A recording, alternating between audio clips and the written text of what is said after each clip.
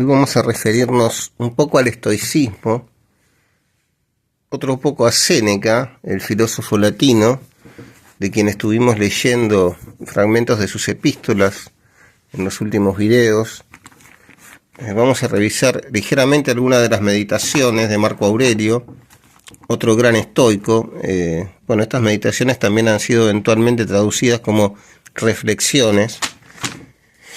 Y quizá vamos a aderezar eso con algún poema de Rufino Blanco Fombona, este poeta venezolano perteneciente al movimiento modernista latinoamericano, y quizá vamos a leer algún verso de Jacobo Fichmann, el poeta loco, el poeta obsesionado con el color rojo, el poeta que pasó la mayor parte de su vida internado en hospitales psiquiátricos.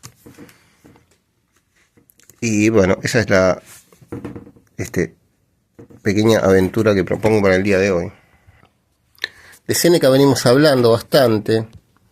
Yo quizá empezaría ahora con Marco Aurelio. Marco Aurelio era un emperador romano que reunió en 12 libros unas meditaciones que son realmente bellísimas, súper aleccionadoras. Vamos a decir que, quizá los tres grandes representantes de de esta época en la que vive Séneca, en la que vive Marco Aurelio. Séneca nace en el año 4 a.C. y muere en el año 65. Marco Aurelio creo que vive por el año 160 y pico, no importan las fechas. Y hay otro gran estoico que es Epicteto, que empezó siendo un esclavo griego y terminó, siendo liberado y fundando su propia escuela de filosofía. Pero digamos que el estoicismo técnicamente nace en Grecia, lo funda Zenón de Sitio, en Atenas, en el año 3 a.C. Pero nosotros nos vamos a referir ligeramente a Marco Aurelio y un poco más en profundidad a Séneca en el día de hoy. De Marco Aurelio yo no tengo el libro físico de sus meditaciones, pero extraje de internet un archivo que las contiene todas, y yo voy a colgar ese archivo en el primer comentario, porque es un libro muy fácil de leer y muy interesante. Vamos a empezar con esta idea de Marco Aurelio, que empieza diciendo así. Disculpen mi letra de niño lunático. Marco Aurelio dice en el libro 2 de sus meditaciones: apenas amanezca, piensa todos los días, hoy encontraré a cualquier persona que tenga algunas de estas faltas, que sea un indiscreto, un ingrato, un insolente, un embustero, un envidioso, un egoísta. Los desgraciados que tienen estos defectos es porque no distinguen los verdaderos bienes y los verdaderos males. Pero yo, que he aprendido que el bien verdadero consiste en lo que es honesto y el mal verdadero está en lo que es vergonzoso, yo, que conozco la naturaleza de quien comete la falta, que sé que es hermano mío, no de carne y de sangre, sino por nuestra común participación en un mismo espíritu procedente de Dios, no puedo sentirme ofendido por su parte, ya que nada de cuanto hago podría avergonzarme. En efecto, dice Marco Aurelio, nadie podría despojar a mi alma de la honradez. Es imposible que llegue a enfadarme con un hermano y que pueda odiarla. Así empieza el libro segundo de las meditaciones de Marco Aurelio. Es súper interesante en principio que Marco Aurelio llame hermano, y como él aclara, no porque se trate de un hermano de mi carne y de mi sangre, sino porque compartimos un mismo espíritu, dice, procedente de Dios. Entonces él dice, una falta suya no puede ofenderme, no puede enojarme, no puedo enojarme con él. Esto es yo acá puse la conveniencia de ser bueno.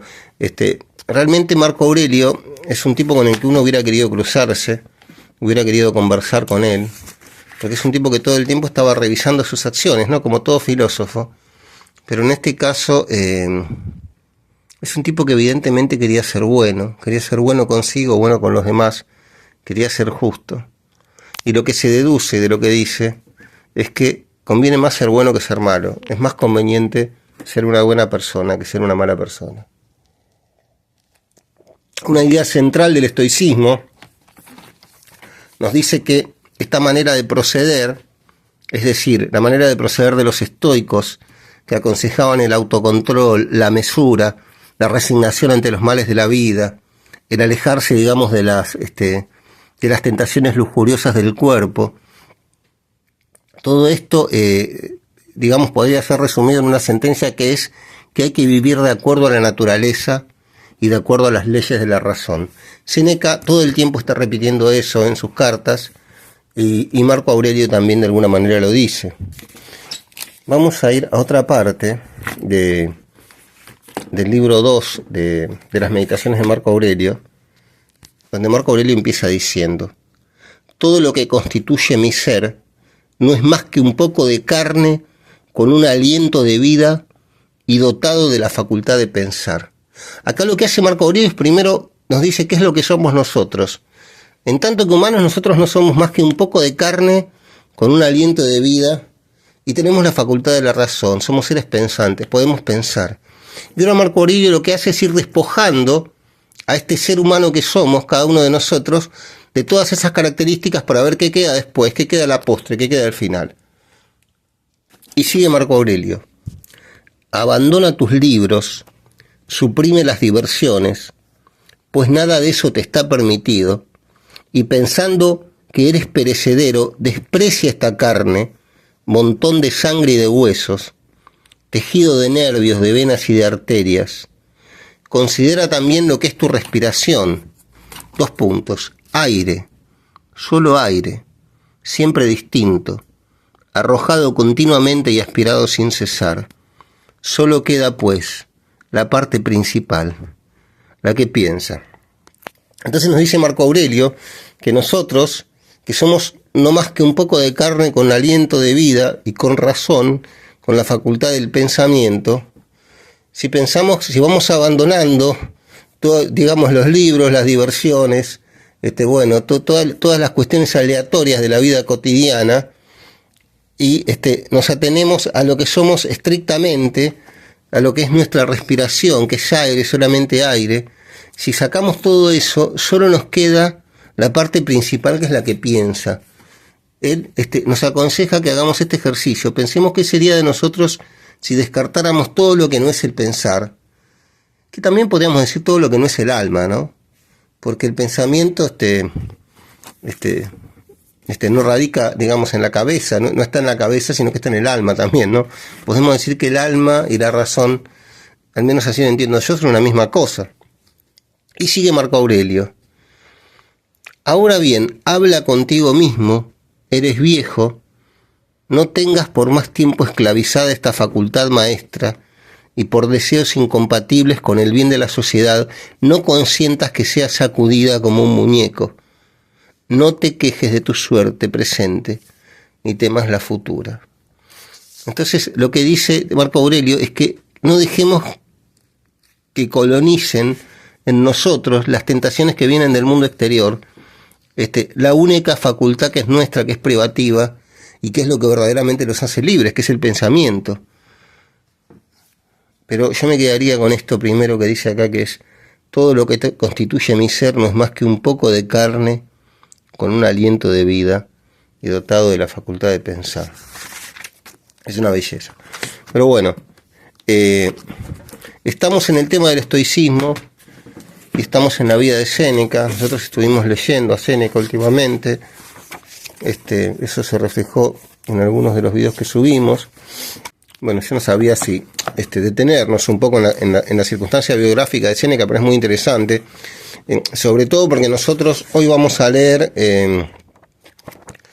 un breve opúsculo que se llama Sobre la vida feliz, que en realidad es una reacción de Séneca ante las críticas que le hacían por ser un hombre rico y ser a la vez un filósofo estoico. Esto ya lo hemos dicho otro día en otro video, pero bueno, acá nos dice este estudio introductorio que con Nerón como emperador, Séneca reunió una de las mayores fortunas de la época, cifrada en más de 70 millones de denarios. Bueno, y eso hizo que la gente, los miembros del reducido grupo de familias aristocráticas, que lo consideraban un farsante por el hecho de amalgamar tesis estoicas con la posesión y el disfrute de riquezas materiales, un codicioso y un adulador del emperador, por tanto un mal ejemplo moral y un enemigo que convenía derribar. En realidad, claro, Séneca había sido emperador de Nerón desde que Nerón tenía 12 años, creo que estuvieron unos 12 años, o unos 14 años, no sé, en esa relación de preceptor y discípulo, y después, bueno, Nerón empezó a ver conjuras en todo lo que lo rodeaba. De hecho, los 3 primeros libros de Séneca están dedicados a Nerón, pero Nerón, que estaba loco, que era un megalómano, era poeta, escribía versos, y de hecho un sobrino de Séneca, que se llamaba Lucano, que hoy es un célebre poeta, fue uno de los tipos a los que Nerón condenó a muerte, y Lucano se abrió las venas. La misma suerte corrió Séneca. Cuando Séneca tenía 64 años, Nerón pensó que Séneca estaba conspirando para asesinarlo, para derrocarlo, lo mandó a matar y Séneca termina abriéndose las venas en una bañadera. Pero lo más loco es que los 2 hermanos de Séneca, que se llamaban, creo que Gabón uno y Mela el otro, que era el padre de Lucano, también se suicidaron luego de que Séneca se suicidara, porque todos estaban de alguna manera malditos por la maldición de Séneca, porque Nerón pensaba que todos conspiraban contra él, y bueno, y los mandaba a matar a todos, o todos se mataban antes de que llegara Nerón a buscarlos. Pero bueno, nosotros nos hemos extendido en estos pormenores, y vamos a ir directamente a este ensayo, que en realidad es una carta que él escribe a su hermano, y en esta carta, en un momento, lo que dice Séneca es: mientras tanto, cosa en la que hay acuerdo entre todos los estoicos, me atengo a la naturaleza. La sabiduría consiste en no desviarse de ella y adaptarse a su ley y ejemplo. Todo el tiempo Séneca y otros estoicos están diciendo esto, que lo más importante de una vida proba, de una vida buena, de una vida digna, es adaptarse a las leyes de la naturaleza y también, sobre todo, someterse a las leyes de la razón. Nos dice Séneca: la que se conforma a su naturaleza es entonces la vida feliz, que no puede darse de otra forma que si primero la mente está cuerda y en perpetua posesión de esa cordura, después, si es enérgica y apasionada, como también perfectamente paciente, adaptada a las circunstancias, escrupulosa, sin angustiarse, con su cuerpo y lo que tiene que ver con él, al mismo tiempo atenta a los otros factores que configuran la vida, sin admirarse de ninguno, dispuesta a servirse de los dones de la naturaleza, no a depender de ellos. Ya comprendes, le dice Séneca a su hermano, aunque no lo agregue, que la consecuencia es la perpetua tranquilidad, la libertad, una vez erradicado lo que nos irrita o nos aterra. En efecto, acá dice, con los placeres perdidos, creo que decía por acá hay una nota al pie que lo señala, en vez de ellos que son mezquinos y caducos y culpables ellos mismos de su propia aversión, sobreviene un inmenso contento, inquebrantable y constante además, paz y concordia del espíritu y magnanimidad acompañada de mansedumbre, pues toda clase de fiereza proviene de la inestabilidad. Esto mismo que nos aconseja Séneca era lo que nos aconsejaba Platón también. Platón también aconsejaba la abstinencia, aconsejaba el autocontrol, porque de alguna manera ceder a los placeres bajos era ceder a una vida más intranquila, más bestial, más inestable, ¿no? Pero ya que estamos hablando acerca de la cordura y de la razón, yo pensé que sería interesante cruzar esa cordura un poco con la locura. Entonces nosotros vamos a leer de este poeta modernista que se llamaba Rufino Blanco Fombona. Este es un libro que es una edición muy antigua, que yo no sé cómo cayó a mis manos. Es una especie de antología que se llama Tesoro del Parnaso Americano, y acá figura el año 1903, así que yo colijo que esto fue editado en 1903, tomo primero,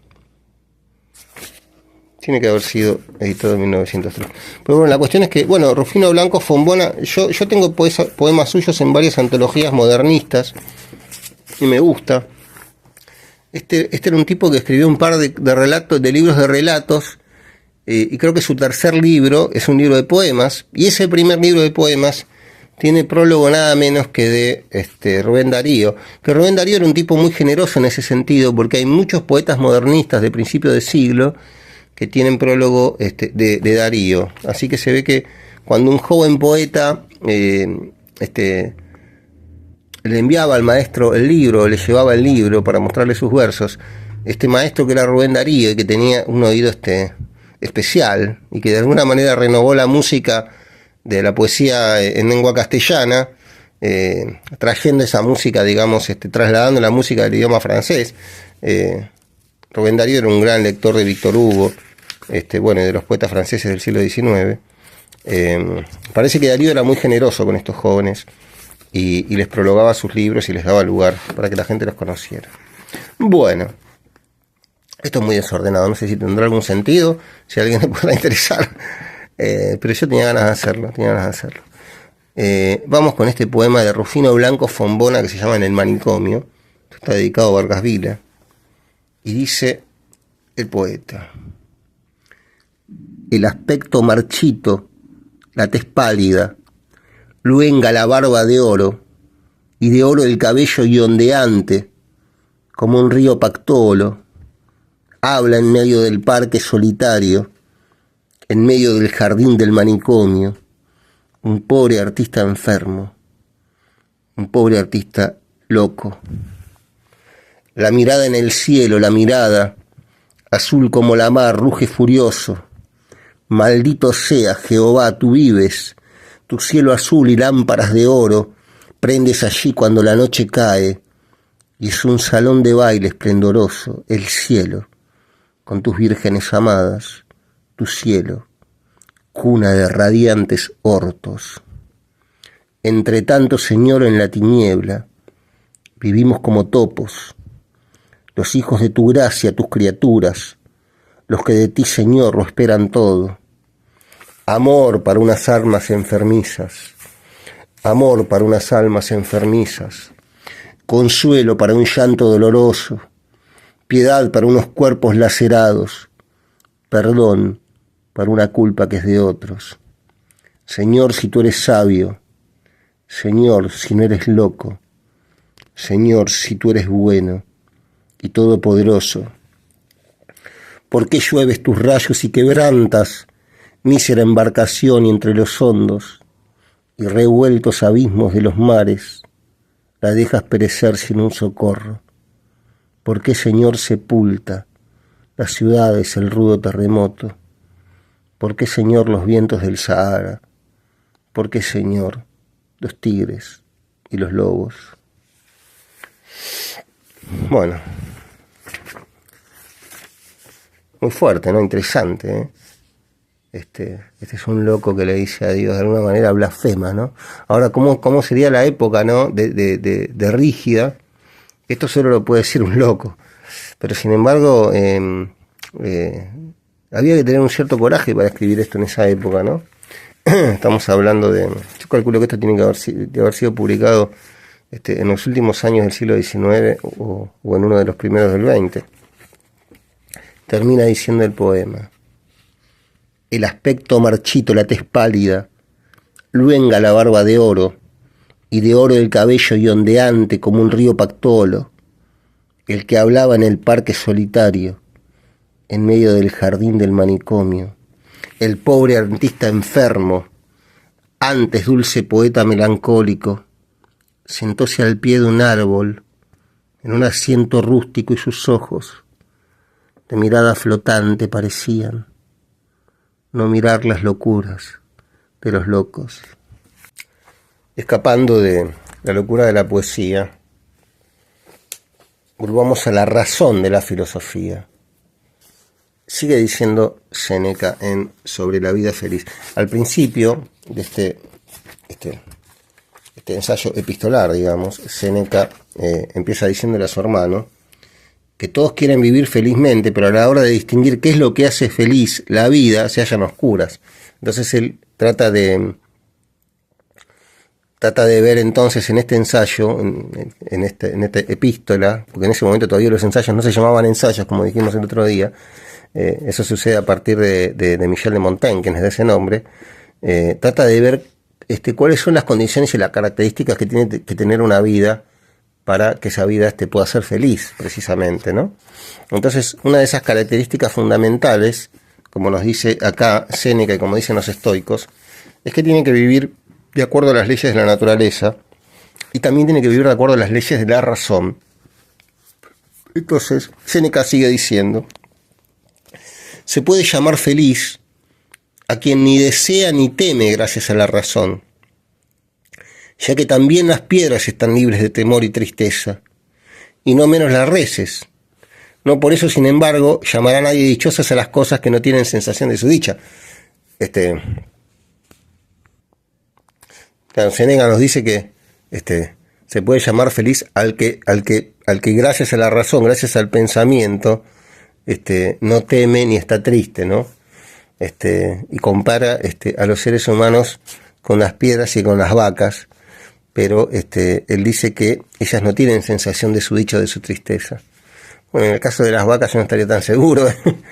En el caso de las vacas no estaría tan seguro. Yo creo que sí tienen sensación de su tristeza. Y quién sabe si pueden razonar, ¿no? Sigue Séneca, pone en el mismo rango a los hombres, a los que han reducido al número de los animales, domésticos y salvajes, su natural obtuso y el desconocimiento de sí mismos. Acá está Séneca comparando a hombres de bajos recursos intelectuales con animales, ¿no? Con animales de carga. No hay ninguna diferencia entre estos y aquellas cosas, ya que aquellas no tienen capacidad de razonar, estos la tienen degenerada y hábil para su propia desgracia y con fines torcidos, pues no se puede llamar feliz nadie que se haya desterrado lejos de la verdad. Acá está el punto, ¿no? Para ser feliz hay que estar cerca de la verdad, nos dice Séneca.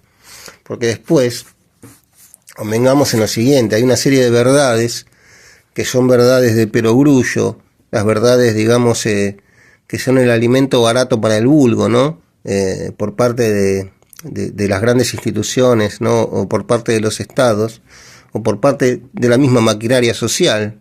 Hay muchísima gente, bueno, que de alguna manera vive de acuerdo a esas felicidades precarias, ¿no?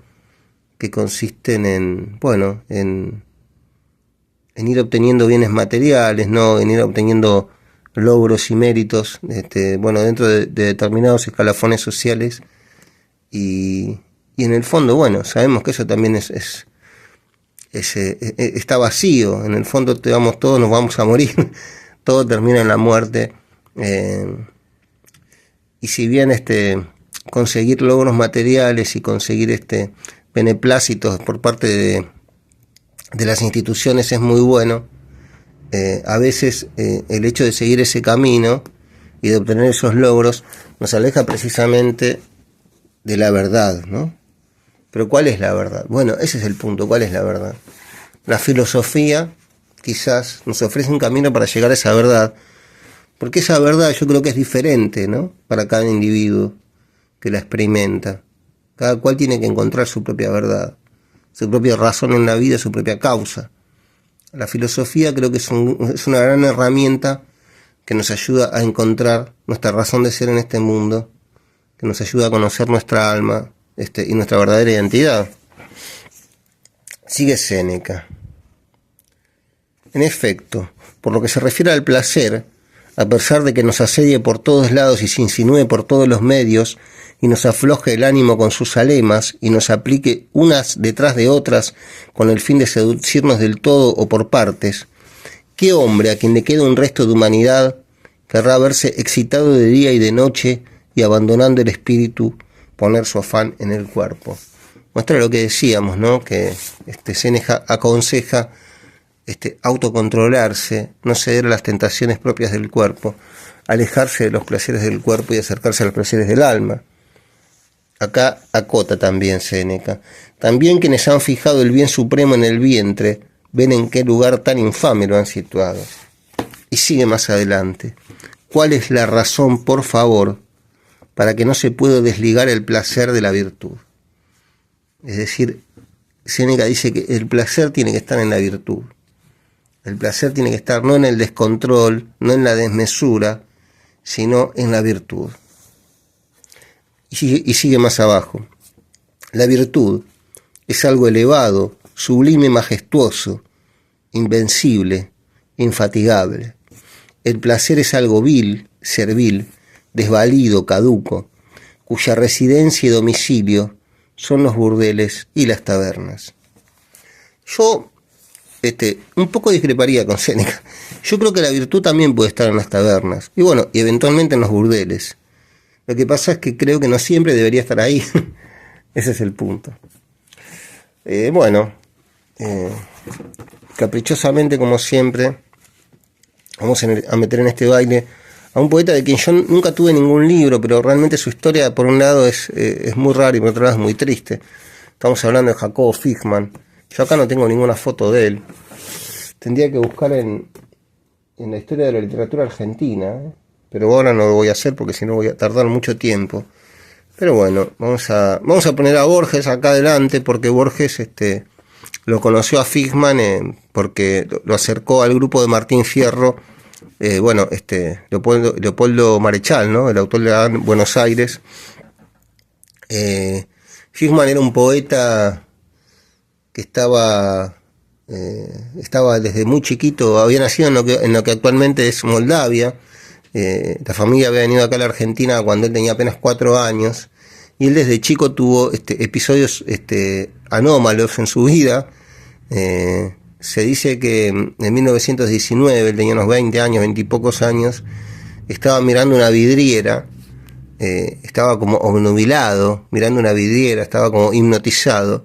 Se le acercó un policía y le preguntó qué le pasaba, qué hacía, y Jacobo Fichmann parece que le dijo: yo soy el Cristo rojo, y empezó a bofetear al policía. Entonces, bueno, desde luego se lo llevaron en cana, lo detuvieron, y tuvo así varios episodios hasta que creo que en 1921 por primera vez lo internan en un hospital psiquiátrico, lo someten a lo que se llamaba la terapia de electroshock, ¿no? Que era darle descargas eléctricas en la cabeza. Después lo internan en el Borda. Creo que Vicente Cito Lema en un momento lo toma como su pupilo, entonces Fichmann va los fines de semana a la casa, pero bueno, siempre en algún momento tenía un episodio así medio alucinante y lo volvían a internar. Nosotros vamos del primer libro de Fichmann, que se llamaba Molino Rojo, vamos a leer unos versos, simplemente porque cuando hay demasiada razón en el medio, creo que está bueno meter un poco de locura, o al menos de la locura que propone la poesía, que es una locura amable. La locura poética es interesante, la locura que no es poética ya no tanto. Pero bueno, como tenemos en el corazón una semilla de rebeldía y una semilla de anarquía, vamos a meter un poco a Jacobo Fichmann en el baile y a leer unos versos de este gran poeta loco. Dice así: tañía el sol sus llamas en los cántaros húmedos del viento, de rocío y paisaje que alargaba el elástico sendero. Desentumecimientos, carnes del trigo, espigas en mis manos, jadean los aromas, temblequean cual besos los caminos. Silencios verdes de los bosques rojos, apretados de gozo y alegría. Enloquece en mis ojos la mañana. Jacobo Fichmann. Ahora me acordé, acá dice silencios verdes de los bosques rojos. Ahora me acordé de una expresión de Van Gogh que le dice en alguna carta a su hermano Theo, le dice en un momento: pintaré con el rojo y con el verde las terribles pasiones humanas. Eso dice Vincent Van Gogh. Esta es una poesía súper interesante. Un día voy a conseguir un libro de Jacobo Fichmann y vamos a leer la poesía de Fichmann, porque yo siempre lo que leí de él eventualmente en alguna antología, en alguna revista o en internet, siempre me parece súper interesante. Vamos a terminar con esto no tiene mucho sentido hoy, sé que es muy errático, pero bueno, hay días que son más erráticos que otros. Vamos a ver qué sigue diciendo Séneca respecto de la vida feliz y del bien. Dice Séneca: el bien supremo es inmortal, no sabe concluir, no experimenta ni saciedad ni arrepentimiento, pues nunca una mente recta se transforma ni se provoca el odio a sí misma ni modifica nada de su vida inmejorable. Por contra, el placer justamente cuanto más deleita se extingue, no tiene mucho espacio, con lo que enseguida se colma y causa tedio y se marchita tras el primer arrebato. Bueno, sigue en esa línea de ideas. Y yo acá, ¿qué otra cosa? Bueno, y acá esto, y con esto vamos a cerrar, quizá. Acá está Séneca respondiéndoles a esos tipos que decían que cómo podía ser que un hombre que proclamaba la resignación, de alguna manera una vida estoica, una vida en un sentido moral humilde, fuera también el propietario de una de las fortunas más grandes de Roma. Entonces les dice directamente Séneca en segunda persona: realmente vosotros, con esto de odiar la virtud al que la practica, no hacéis nada nuevo. En efecto, también los ojos enfermos se espantan del sol y esquivan el resplandor del día los animales nocturnos que a sus primeros inicios se aturden y buscan por todas partes sus cubiles, se ocultan en algún resquicio temerosos de la luz. Gemid y ejercitad vuestra lengua desdichada con los improperios a los buenos. Abrid bien la boca, morded, os romperéis los dientes mucho antes de que los dejéis marcados.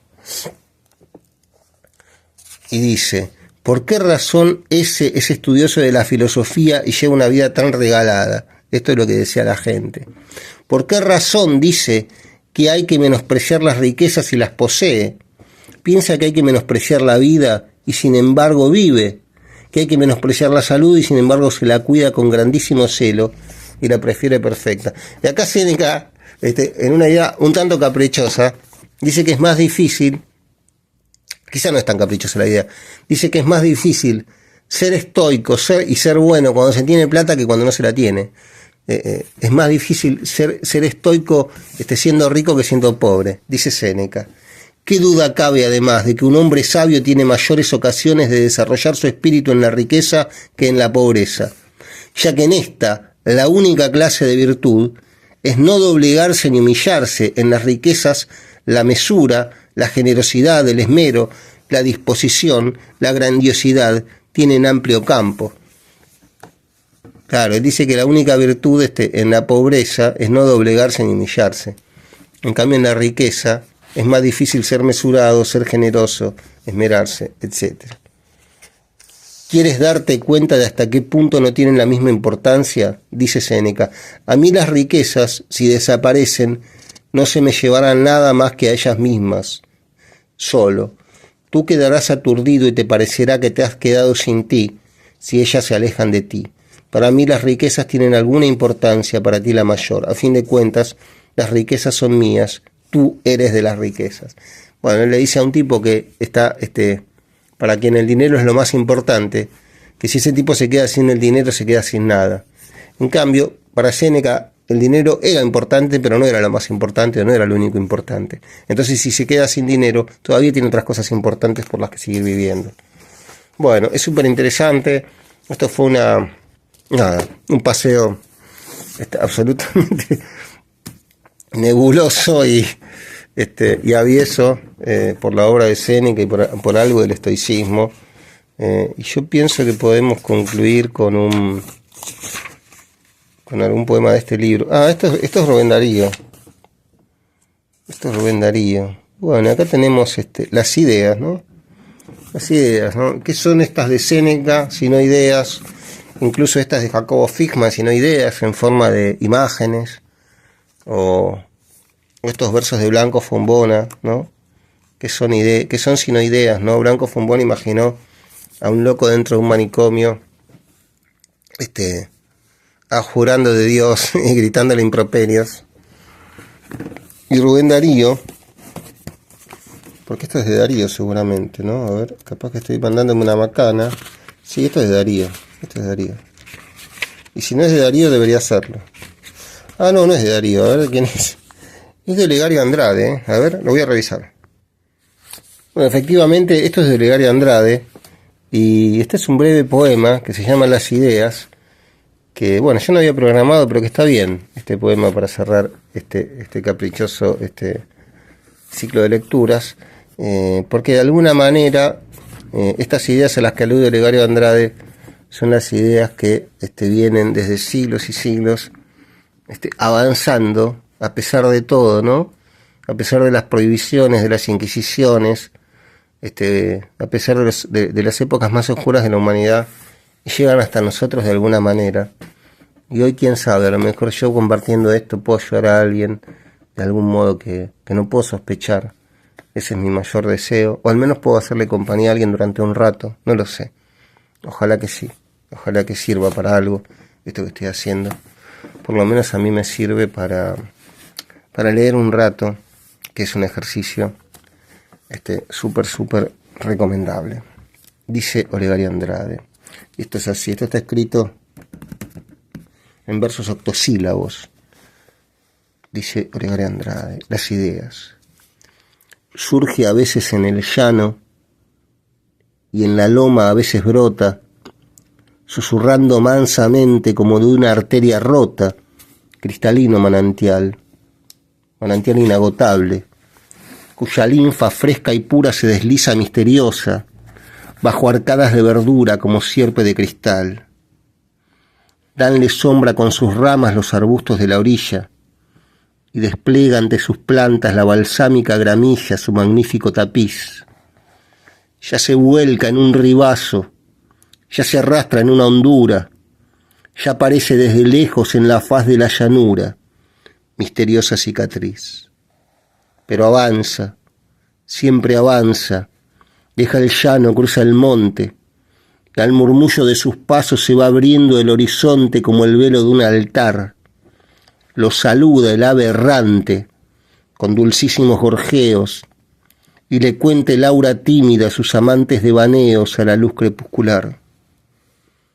La onda leve se agiganta, su rumor se torna en grito, como el pecho que fermenta la ansiedad del infinito, la inquietud del porvenir, y creciendo y avanzando, el raudal se torna en río, y va el río tumultuoso, impertérrito y sombrío como el mar a combatir.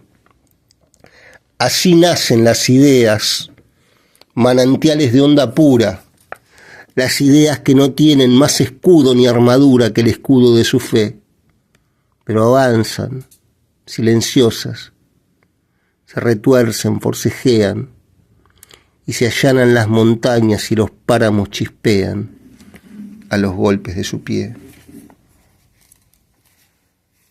Las ideas. De Olegario Víctor Andrade.